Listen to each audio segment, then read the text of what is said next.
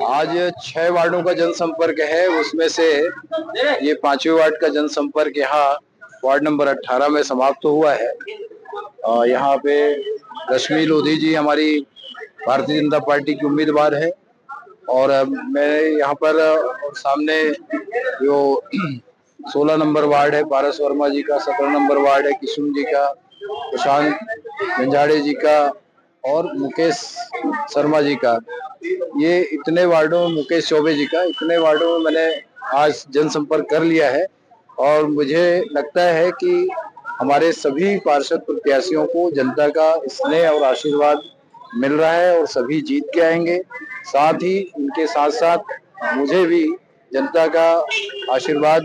मिलते हुए पूरी तरीके से दिख रहा है और निश्चित रूप से हम अधिकांश वार्डों में चुनाव जीतेंगे, पार्षद का और महापौर का भी चुनाव जीतेंगे।